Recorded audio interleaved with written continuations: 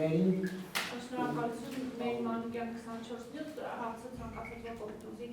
պատասխանել, չնայած դուք նշում եք, որ արդար եւ թափանցիկ ընտրությունների ճանապարհով եք գնում, բայց մասնավորապես սոցիալական հարթակներում այդ գովազդները, որոնք տարածվում են, ես հիմա չգիտեմ, դուք հնարավոր է հերքեք, որ դրանց սկզբնաղբյուրը դուք չեք, բայց այդուհանդերձ մեր իշխանական լրատվամիջոցները, տելեգրամյան ալիքները տարածում են այնպիսի գովազդներ, որտեղ օրինակ ընտրելով Կարեն Սիմոնյանին, ընտրում ես Ռոբերտ Քոչարյանին, ընտրելով Մարտուն Գրիգորյանին, ընտրում ես Սերժ Սարգսյանին, կամ ընտրելով Սարիկին ներողություն, ընտրելով Ռուբեն։ Ընտրում ես քաղաքացիական պայմանագրին ու ճիշտ ես անում։ Չէ, ես չեմ ընտրել իրավունքն եմ։ Ընտրելով Ռուբեն Մխիթարյանին, ընտրելով Մարտուն Գրիգորյանին, ձայն եք տալիս Վարդան Ղուկասյանին ու թիրախավորելով, ինչպես դուք նշեցիք, ձեզ թիրախավորել է տեխնատուներից մեկը, հիմա դուք թիրախավորում եք ընդհանրապես մեկ անձի։ Հարգելի լրագրող, եթե մենք ասում ենք, ես կարող եմ հաստատել, որ այո, այդ գովազդները, որը կա, հեռուստաեթերում էլ է պտտվում եւ դա վճարովի հիմունքներով է նախընտրական քարոզչության ընթացքում։ Այսինքն, եթե մենք Մարտուն Գրիգորյանին ասում ենք Սերժ Սարգսյանի падգամավոր, դա թիրախավորում է, դա իրողություն է, որը կա ազգային ժողովում։ Պատիվ ունեմ խմբակցության, падգամավոր է, դա թիրախավորում է։ Բայց այնուամենայնիվ իր քաղաքական պատկանելությունը դա նույն բանն է, որ ասեք Սարիկ Մինասյանը քաղաքացիական պայմանագրից չէ։ Եթե Կարեն Սիմոնյանի կողքին ներկայացված են այնպիսի մարդիկ, ինչպիսին Անդրանիկ Թևանյանը, որը Հայաստան դաշինքից է, դա միթե պիտակավորում է, եւ Վարդան Ղուկասյանը առավոտվանից երեկո գովում է երկրորդ նախագահին, որպես Աստված։ Այսինքն դա միթե թիրախավորում է։ Երբ Ռուբեն Մխիթարյանի ասուլիսը կազմակերպում է հանրապետականի երիթևը, դա միթե թիրախավորում է։ Մենք պարզապես իրերը կոչում ենք իրենց անուններով։ Ես կարող եմ, եթե տեխնատուները հրապարակային հայտարարեն, որ իրենց ասոցիացումը Ռոբերտ Քոչարյանի կամ Սերժ Սարգսյանի հետ իրենց վիրավորում է, մենք կմտածենք ինչ անենք, բայց կարծես թե չեն վիրավորվում։ Ես շատ կուզենայի իհարկե պարոն Մինասյանը այստեղ ներ, քանի որ մամուլում տեղեկություն տարածվեց, որ Սարիկ Մինասյանը իր կնոջը գրանցել է որպես միայնակ մայր եւ իր կինը նպաստել։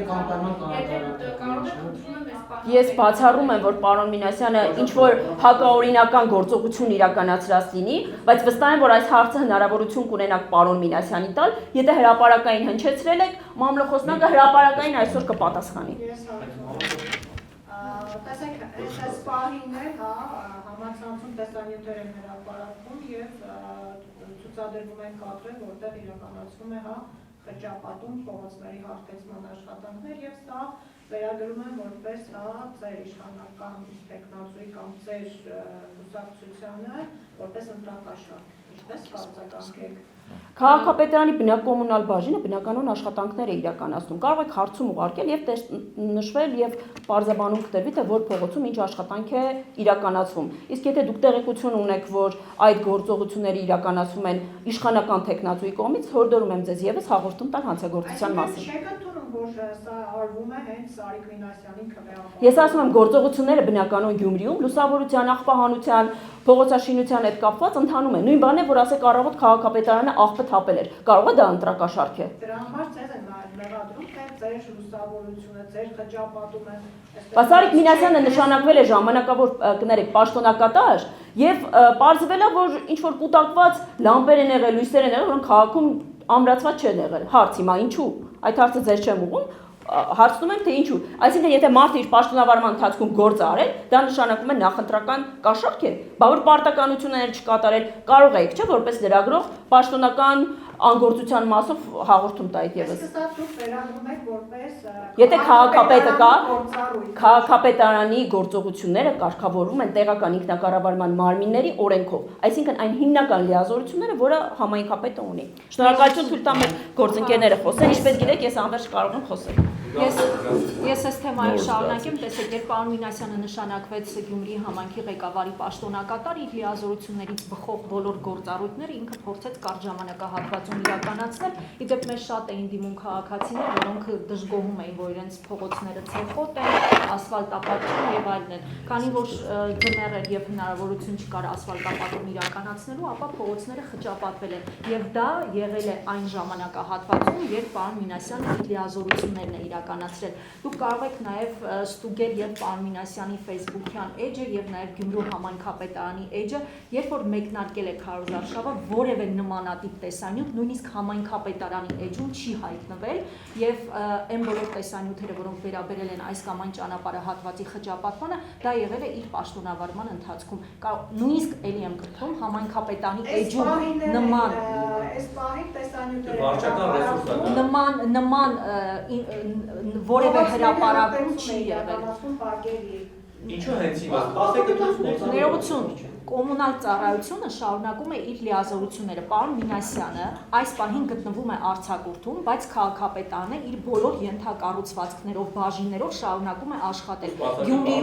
Գյումրիում կյանքը չի կարող կանգ առնել։ Սպասարկում է Գյումրու։ Բայց եթե Գյումրիում բնակվեք եւ առավոտյան արտանայիք, պարզվել, որ աղբար կղերում է։ Աղբը թափել է մի բան, ասֆալտը, որը շատ Բա դա նույնպես հստակ գործողություն է, չէ՞։ Ես չեմ կարող ասել, որ եթե մեր հարգելի լրագրող իմ շատ սիրելի Սաթենիկը գիտի նման տվյալներ, թող ասի մենք էլ հետևողական լինենք, որովհետև չի բացառվում ինչ որ մարդը ինչ որ խճապատում անի, վերագրի քաղաքական ուժը։ Մենք միշտ առավելություն ունենք, որովհետև մեր վարկանիշը բարձր է։ Դա պարզ է։ Որպես պաշտոնյա նկատի։ Բայց ինչ է առաջարկում, ինչ պիտի աներ այս դեպքում համանքի ղեկավարի պաշտոնակատարը փակվեր սենյակում ու ոչինչ չաներ։ Դե նման տեխնոլոգիաներ էլ ենք ունեցել նախորդ ընտրություններին, եկեք վատ բաներից չխոսենք։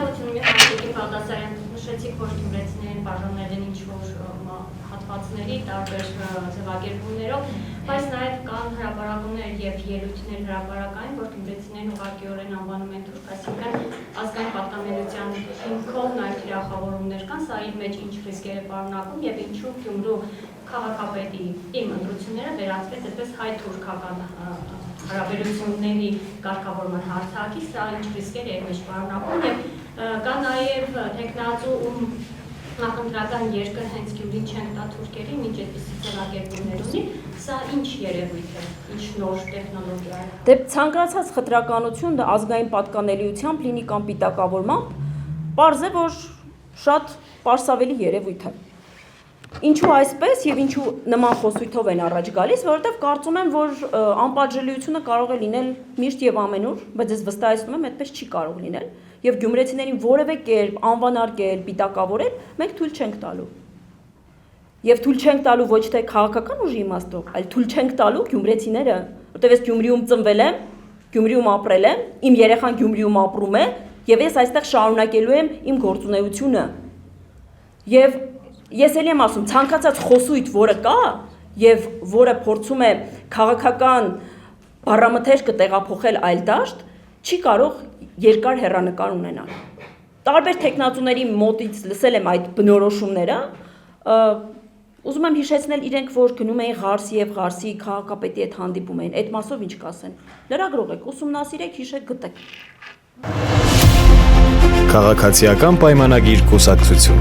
Սարիկ Մինասյան Սարի պես Գյումրու թիկունքին Քաղաքացիական պայմանագիր Քվեաթերթիկ համար 1